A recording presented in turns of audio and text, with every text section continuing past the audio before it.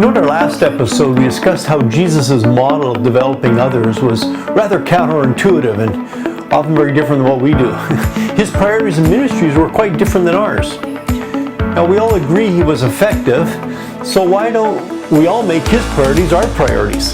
You know, if mentoring is such an effective way to reproduce leaders, why is it so difficult? This time we want to begin to look at some of the barriers in our own lives that hinder us from doing this. You know, understanding and being intentional in removing them could have a huge impact in your life and your ministry. Welcome to Leadership Matters with Dr. Phil. His podcast discusses matters of leadership that really matter. Phil has had the privilege of mentoring leaders and coaching ministry teams around the world for several decades, and he's really looking forward to sharing with you some of the principles that have been so helpful for others. Leadership is about serving others, not power or position. Regardless of our context, family, job, ministry, or any circle of influence, we all have the potential to be this kind of leader. A foundational leadership skill that is often overlooked is mentoring intelligence. This series is based on the materials Phil has developed over a lifetime and taught in a variety of cultural contexts. To access all of our podcasts as well as our bonus leadership resources, just click the links in the description below or go to icmcanada.org/leadershipmatters or icmcanada.org/mentoring-intelligence. So now, let's join Phil as he discusses some leadership matters.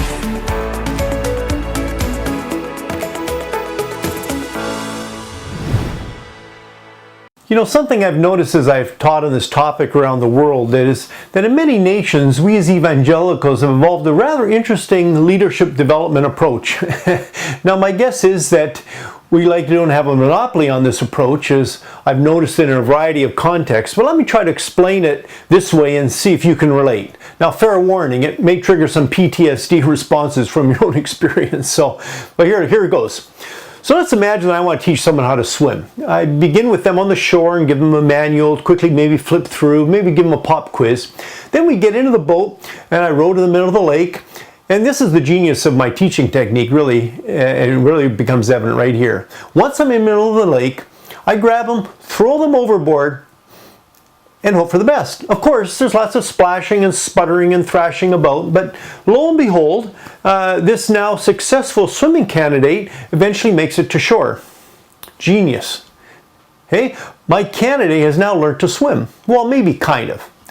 At least they can dog paddle or whatever you call that splashing was.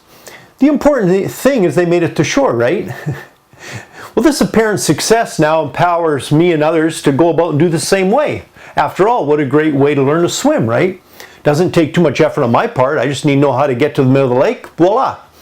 I might even be tempted to write a book on, how to teach swimming from the middle of the lake or something. Being thrown in the deep end and surviving. So what happens when this new swimmer now wants to teach others to swim? Well, no surprise. They have to maybe flip through a book or two, put them out, get a boat, row to the middle of the lake, and you know what happens next. I would make the case that this technique is not really teaching people how to be swimmers, but rather better could be described as creating survivors. And of course, what we don't see in my analogy is all the potential swimmers who never made it and are at the bottom of the lake. It's kind of a baptism by fire approach, isn't it? Or maybe a baptism by water in this case. But it's actually worse, because we then use it to prove the calling of a potential leader, as if just by being able to survive is a litmus test of their leadership. When this method is so prevalent, should we really be surprised that there's such a high rate of burnout and ineffectiveness in our churches and organizations? Because many have never really properly been equipped. No one has come alongside of them, mentored them, walked with them. While throwing people in the deep end may be an efficient training method for us, and efficient for the structures and the organizations we're part of, in the long term, it's not a very effective way to develop healthy, reproducing leaders. Now, what would happen if we took a slightly different approach to leadership development? Sure, there's some content, of course, and knowledge that's helpful and necessary for a potential swimmer, in my analogy, to master. But what if I was to focus on beginning in the shallow water with them and beginning to teach them the basics? How to float, some basic strokes. And then I slowly would progress them to deeper water, showing them a proper technique and building their endurance. I would suggest that there's much higher likelihood that they could one day even become Olympic level swimmers rather than just survival experts with the dog paddle. We never really fully develop leaders if we teach them to rely on adrenaline and only function in survival mode. The fact is that leadership principles and practices are crucial foundations in order to ensure future capacity and longevity of leadership. If we don't provide them with a healthy start, it's likely they'll never be able to progress to reach their full potential. They just become survivors their whole life. In other nations, I've noticed the opposite scenario. Here there's an abundance of academic training options, and unfortunately, though, here ministry tends to become a profession rather than a calling. Kind of the paralysis of analysis. Many of these potential leaders never actually swim, just set up a chair on the beach, philosophize to each other about the merits and intricacies of swimming. They even train others to philosophize, but few become practitioners. How many of our seminaries are producing church planters and practical church ministers rather than just academics and theologians? Now, before you turn me off here, hear me out. Of course, there's nothing wrong with training. I've had my own fair share. But what I'm suggesting is if we're going to produce practitioners rather than just theorists, the how of training is as important as the content itself. This alternative method of leadership development takes time and often requires getting our hands dirty as we engage in someone's life. It's not as easy as just dumping them off the side of a boat and hoping for the best. Over the generations, this faulty methodology compounds leadership problems actually, rather than a wise approach that utilizes practical wisdom from previous generations. Each generation has to, from scratch, figure it out on their own. But of course, many wind up at the bottom of the lake.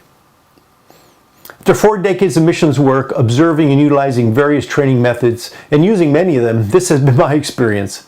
The reality is that in many nations today, the church has grown so fast that we just can't keep up with the leadership training. In our desperation, we resort to the toss them in the deep end approach. Many in these contexts have little or no training at all. They're basically left on their own to figure it out. Which is why it is said that in many of the nations today, the church is a mile wide, but only an inch deep. Even if we could just outsource all leadership training to seminaries and Bible schools, this would still not really be the solution. First off, the global reality is that if all Bible schools in all the world functioned at full capacity and 100% of all graduates served in the church, we would still not be able to keep up with the need for leadership training around the world. Now, not to overstate the case, as nowadays there are lots of alternative training such as online and so on. Yet even those who are fortunate enough to have access to this training often never really gain the experience necessary in a safe environment so they can mitigate the damage to themselves and to others as they're growing and developing. In these cases, they develop bad practices in order just to survive. They become real experts in the dog paddle. Back to my analogy. But healthy, effective leaders can only come from other healthy, effective leaders. As in nature, we reproduce after like kind, who we are. So it's inevitable that we produce that. We produce who we are. We can't fake that. Yet many preparing for ministry and leadership, or already in positions of leadership, have had no one to come alongside of them to encourage and train them, to show them the ropes, so to speak. I wonder what would happen if existing church planters and pastors, evangelists, current church leaders began to personally mentor the next generation of leaders. We've actually seen this happen, so it's more than theory for us as an organization. In regions where our MCNet ministry coaches have begun to mentor potential leaders, we have seen church plant a movement of healthy, reproducing churches. It's pretty exciting. But imagine if this could happen in your country. Imagine what would happen if each leader took the responsibility upon themselves to develop another leader. Now, of course, I'm aware there are other factors in play here, but perhaps because training leaders through a mentoring relationship is not a priority, it's hard for us to reproduce the type of ministry that Jesus had. It may be, just maybe, why we're not getting the same results he did. Reproducing leadership is a multi-generational task. It has been said that if we can accomplish our vision in our own lifetime, it's probably rather a small one. And if we can accomplish our vision by ourselves, it's also rather likely a small one.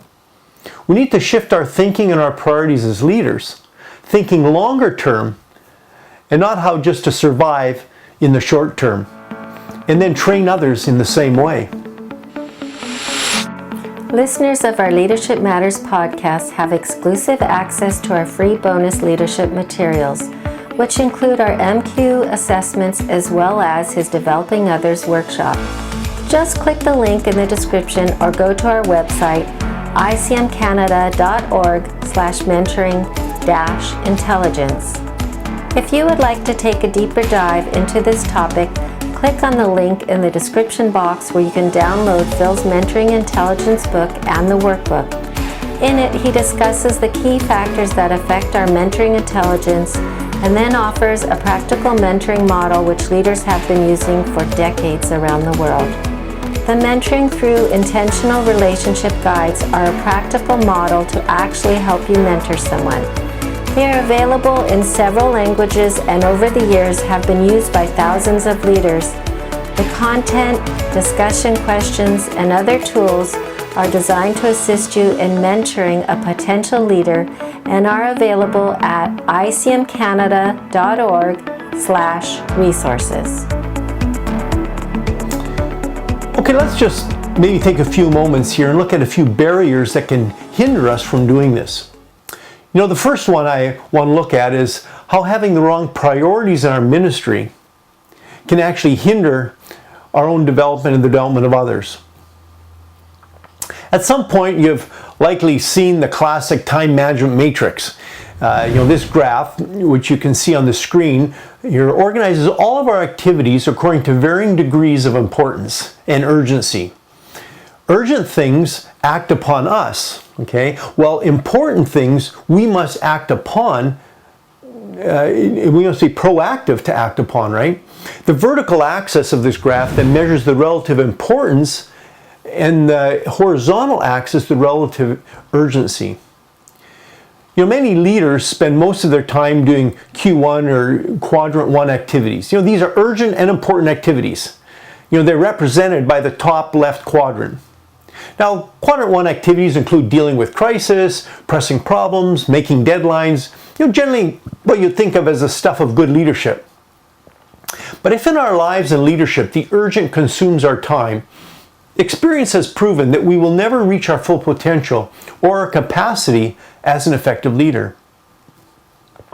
Focusing primarily on the urgent and important will inevitably lead to burnout and stress. Now, of course, we feel important, like the firefighter, always called upon to put on fires. As leaders, it feeds our ego to always be the go-to person. After all, we have the training, right? We have the degrees. We want to now put them to good use. We are the persons of first and last resort. But focusing just on these activities will be the demise of our leadership and maybe our very health and life. Other leaders then spend a lot of time doing Q3 activities. This is the bottom left quadrant. These are activities are those that are urgent, but they're not important. Things like many of our emails, phone calls, some meetings, and so on. Then there's other leaders who spend much of their time in quadrant 4 activities, which are represented in the bottom right quadrant. Now, these are activities that are not urgent, not important, and it's kind of busy work others could be doing, time-wasting activities, and even just losing ourselves in the fun stuff that we like doing.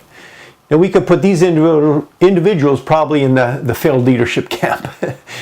But our goal as a leader should be to focus our time on doing Q2 activities, quadrant 2 activities. Now, this is the top right quadrant, and these are activities that are proactive, prevention-oriented. Things like strategic planning, relationship building. And these activities are very important, but this is the kicker, they are seldom urgent. This is why it's so easy to procrastinate and focus only on crisis and pressing problems that arise. However, if we make the shift in priority from being the go-to crisis solver to proactive, strategic, longer-term thinker, the results will be a greater vision, perspective, balance, discipline in our leadership. Now, all these Q2 activities flow from the deeply held beliefs and values that guide us over the long term. Learning to focus on activities that are important but not necessarily urgent will actually result in a decrease in the crisis, all the crises that we have to deal with all the time. In this way, we'll have less fires to put out. We can actually break the cycle of just running around, putting out these fires. Of course, these are the very things often that fuel our ego. The powerful takeaway in relation to mentoring is that developing others is never an emergency. We must be intentional or it just doesn't happen. It's a Q2 activity. Now, if we don't do this, no one's probably going to notice in a month or probably a year, maybe not even 5 years. But one day, it'll be too late for us, when it's too late for us to do anything about it, right? Then it'll be obvious where we spent our best time. How? Well, either we'll blow a gasket physically or emotionally, mentally, spiritually, or we'll be isolated or remain an ego-driven, hanging on to power position type of leader. I'm sure we all know people like this. Hopefully not the person we look in the mirror at every morning, but without a Q2 focus, it will be impossible, though, to leave a true legacy in others. Unlike the Apostle Paul, we will not finish the race well. Effective leaders prioritize their time to do activities that in the long term are important, but in the short term never seem urgent. These activities seldom build the leader's ego. The type of leadership developed others is opposite to the adrenaline-driven, power-based leadership that's so often admired in many of our cultures and our countries. So without adjusting our priorities and focusing on what is really important, we'll never take the time to mentor others. It's just never an emergency, though it is extremely important. Okay, that's one barrier. What's another barrier that hinders mentoring relationships? I think this we could call the lack of focus. Usually early on in our life and ministry, we try to do it all. As we age, it hits most of us that we can't do it all, but of course some of us still try. We all could probably name names of those who have tried this approach and have fallen in some way, or have even crashed, in some way in their life. They may have even cashed their ticket into heaven early. And the results, though, for those left behind is hurt and disillusionment. But does it really need to come to that? We can decide to change our priorities and become more focused rather than just having a Messiah complex where we think we are the solution to every problem. This can also be hidden under the guise of an ambitious motivation to do God's work. As we can see from the graph, there's an inverse correlation between our focus and our influence. The irony is that once we become more focused, our influence increases in our area of focus. And this better prepares us to do something of significance within our lifetime. Playing the long game, this is much more effective than just settling for a kind of a type of success defined by our culture. Instead of being spread out and trying to accomplish more, we learn to focus on just fulfilling what God has put us on this earth to do. I was reading the other day in James 3 where James is describing what true wisdom really looks like. He says that it's actually humble, it's submissive. It's not motivated by selfish ambition. Ouch. This is why changing our priorities to focus on mentoring others requires a transformation of our hearts, not just a time management adjustment. It's really a hard issue. Now, I'll be the first to admit I'm not perfect in this area by any stretch. But years ago, it was very freeing to realize that God didn't need me. He was doing pretty good before I came along. And once my life is over, thank you very much, he'll probably continue to function pretty good also. Now, it's not so easy to admit to a type A driven personality, but somewhere along the way I began to realize that the whole burden of world evangelization and training leaders and missions was not all on my shoulders. And yes, of course, that did help me sleep a lot better. I thought for sure that I would make a huge impact by the time I was 25. Of course, just look at me. Of course I'd do that. Of course I'm doing it for God, not for myself. But of course 25 came and went, and 35 came and went, and I changed my goals a little bit. 45 came and went, and then I began to realize that it was not all up to me anyway. And perhaps the visions and dreams that I had were going to be fulfilled through others. As was the case with Abraham and so many other biblical characters. This isn't great always for our ego, but it's great for our spiritual and physical health. Influence comes from focus, not from trying to do it all.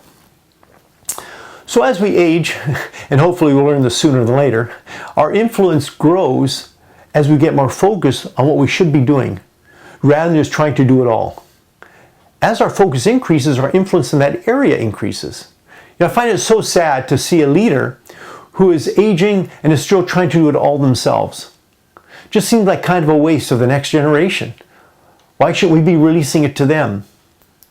This is why changing our focus and priorities to mentoring is crucial if we are going to accomplish what God has for us. In our next episode, we're going to dig a little deeper and deal with what I believe is the main hindrance to developing mentoring relationships. Without a personal transformation in this area that we're going to talk about and seeing this truth, my experience has been that it's unlikely that a leader will ever make the switch from becoming a power-based leader to one that is focused on developing and releasing others. As always, I hope you'll join me. But before we get there, I'd like to leave you a few leadership matters to consider. As you reflect on your activities, out of which quadrant do you mostly function? As you mature, are you becoming more or less focused? Or are you still trying to do it all? And finally, are you going to be transformed into Jesus' model of leadership, whatever the cost is to our own ego? Thank you for listening to Leadership Matters. If this has been helpful, please remember to like, subscribe, and share us. Doing this will enable others to benefit from this material as well. If you would like to partner with us to provide these materials to leaders who cannot afford them, please go to icmcanada.org/donation.